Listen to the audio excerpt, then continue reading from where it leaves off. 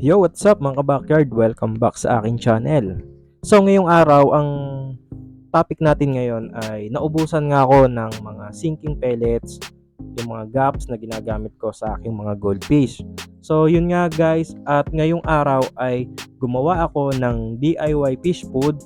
May video na ako nito dati, siguro mga ano na, yung mga datihan kong video, nakagawa na ako nito itong DIY fish food.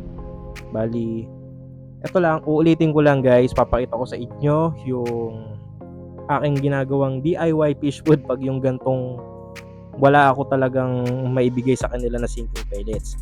So yeah, mga cubes yon guys, at gustong gusto naman yan ng mga alaga kong goldfish, at pinapakain ko rin yan sa aking mga flower horn, pati ngayon sa aking mga crayfish at sa aking mga craylings. Iyan din ang binibigay ko ngayon. So ito yung itsura niya guys, yan. Pag na na process na, yung naluto na. Ayan. Bali para siyang chocolate. Pero siya, cube.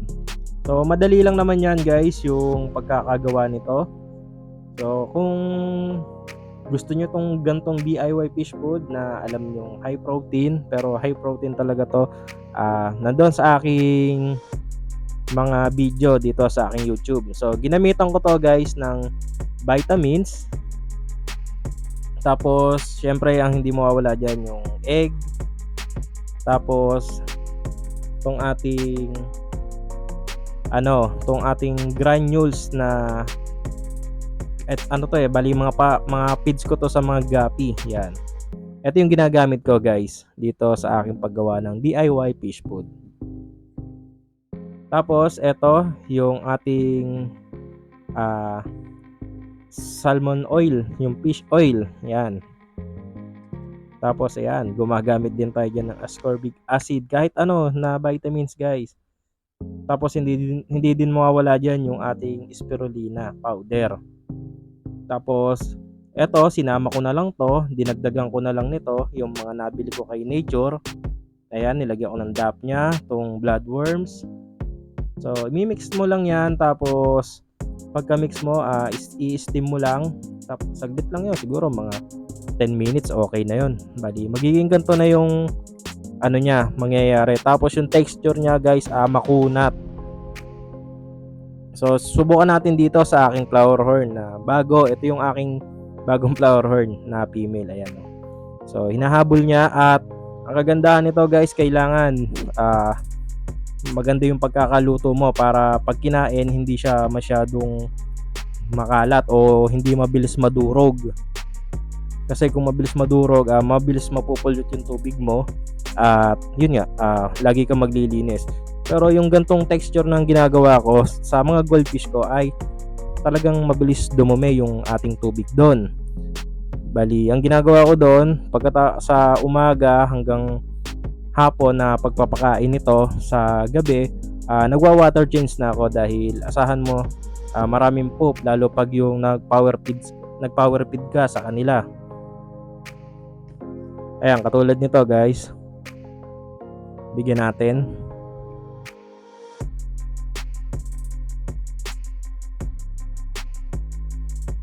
Ayan.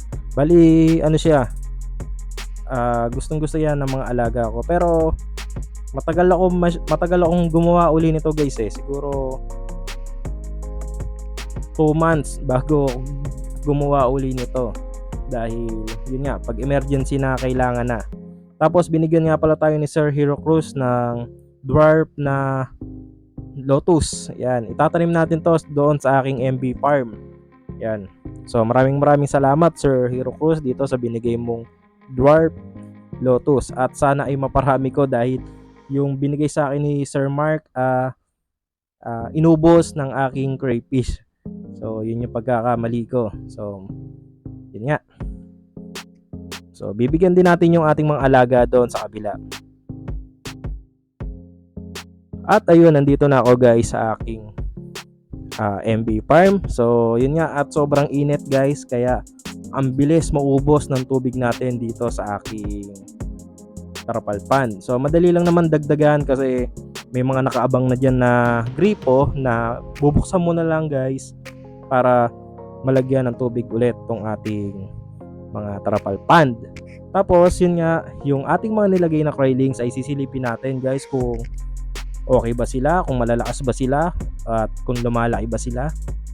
So dito sa unang tube, tingnan natin.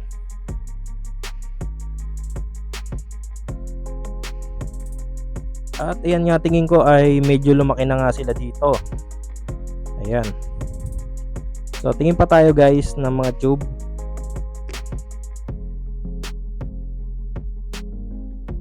At ayan, no, kitang-kita nyo naman ang iiglas nila at active na active sila. At ayan nga, at iniipit pa yung aking palad. Ayan, ayaw niyang bumitaw. Oh, ayaw niya talagang bumitaw. Ayun, bumitaw guys. So ayun yung ating mga Krylings guys, at sana ay magtuloy-tuloy ang kanilang paglaki para tayo makapag-out na rin itong mga ating mga crayfish. At mayroon pa tayong 3 female ulit na buried o yung may eggs na naman doon sa ating mga female na breeder. So sunod-sunod yan guys, baka mapuno tong ating trapal pond. At sana isuportahan nyo rin ako kung mag-out ako nitong ating mga Krylings, lalo dyan sa mga mahihilig mag-alaga ng gantong klaseng ng ating mga crayfish. Yan. Kasama ko yung anak ko dito sa pagpasyal dito sa aking MB farm. So dito tayo sa kabila guys. Dahil nandito yung aking mga HB Blue. At marami na nga yung aking HB Blue dito. Pwede ko nang harvestin to at ilagay doon sa akin 20 gallons para doon ko na ituloy. At soon ay mag-out na rin tayo ng ating mga HB Blue. So dito tayo sa kabila guys, dito sa ating Krylings. So tingnan uli natin dito sa ating malaking tube dito sa ating PVC pipe. At tingin ko ay meron yang malaki dito guys. Ayan. Dahil dito na talaga magtatago ang mga malalaking Krylings natin. So eto nga, at meron na tayong malaki na Krylings. At ito ay mukhang sobrang bilis lumaki nito. At mukhang galing pa sa mold dahil medyo ano pa siya. At putol yung isang ano niya, yung isa niyang claw. Pero guys, yung mga ganyan, yung mga napuputol na ganyan, pag nagmo-mold yan guys, tumutubo uli yon.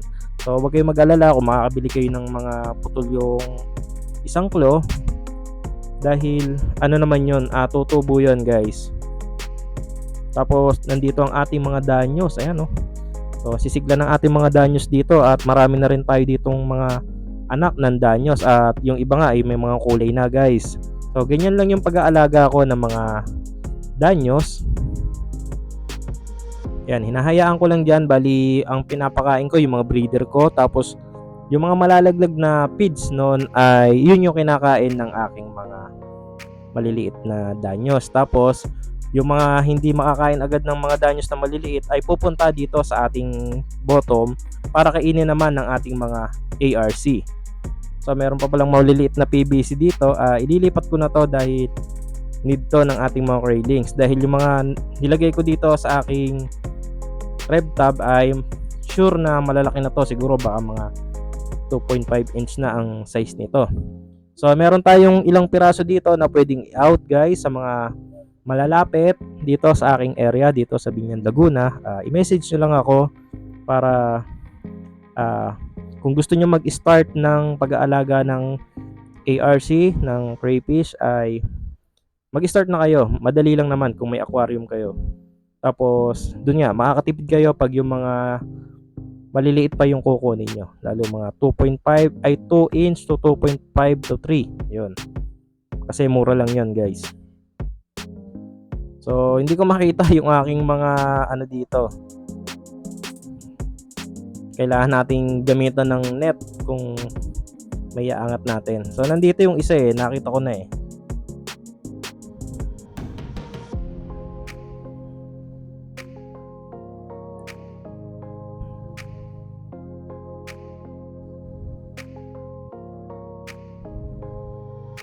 At ayun nga guys, at bigo pa rin tayo makahuli ng ating mga crayfish dito.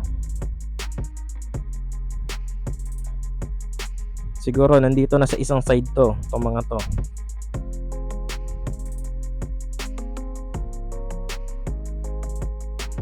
At ayun na nga guys, nandito na nga sa side na to at mukhang mahihirapan ako dahil nasa labas na sila ng kanilang PVC na hides at mahirap nang hulihin ng net to dahil sumisiksik sila do sa gilid.